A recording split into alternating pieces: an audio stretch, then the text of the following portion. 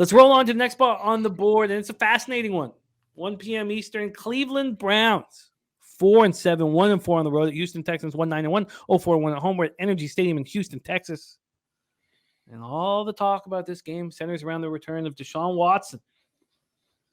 Leave it to life to set you up right in the city that messed your life up. But you still got paid, but you have to spend a few years in Cleveland.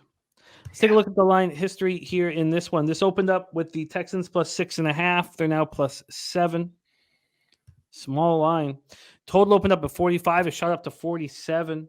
From a cash flow perspective, we have these Cleveland Browns given, as I said off the top, the highest line value of any team. They're tied with the Packers. Sports Insight's giving them the highest value of any team here. A little bit higher than the Patriots. 3,650 tickets in, 82% of the tickets, 90% of the cash on the Cleveland Browns. 52% of the tickets and 84% of cash on the over. And Deshaun Watson hasn't played in a regular season game in almost 2 years. Now, he was an MVP candidate when we last saw him in 2020.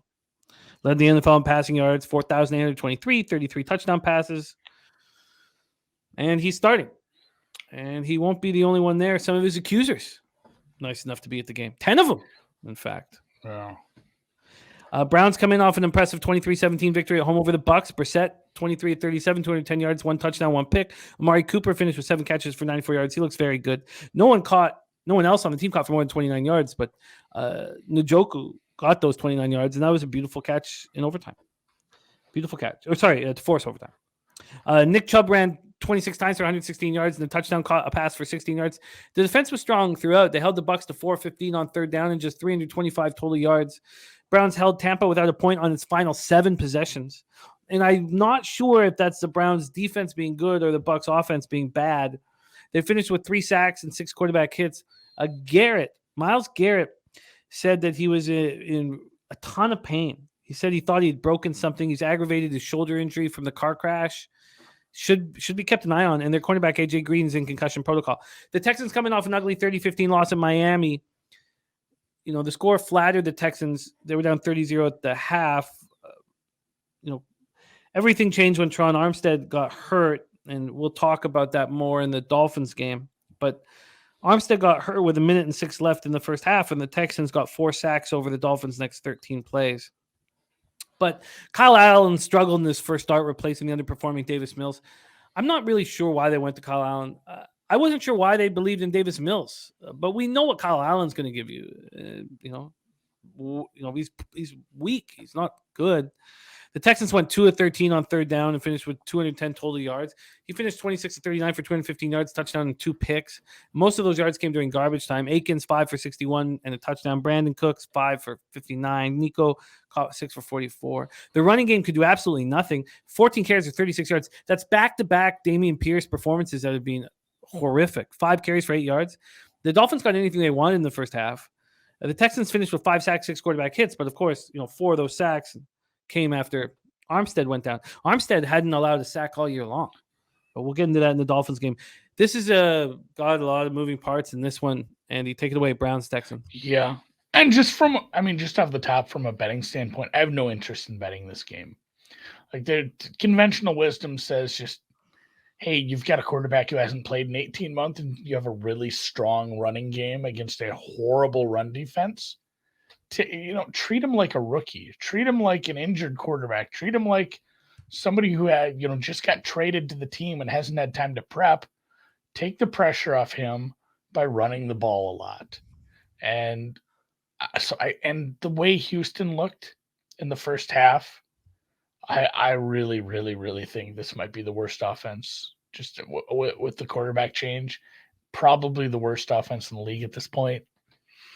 So the under's tempting, but at the same time, like, what if Watson's fine? What if he's acclimated himself? I have no idea what the process looks like behind the scenes, how much he's able to, communicate with the team, how much practice he's got in, how much he was able to prep with them during the summer.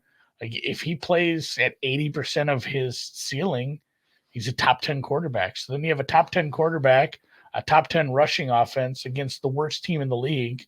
Like, they might put up 40 themselves. How much could have Miami put up last week if they wanted to? Miami could have got to 50 points. Like they pulled the ripcord at halftime.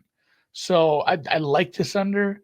I think it happens, but I don't feel great about betting into a game with a super high level of uncertainty at the most important position for the only good team in the game. So kind of my thoughts, but just staying off it altogether. I get it. I absolutely get it.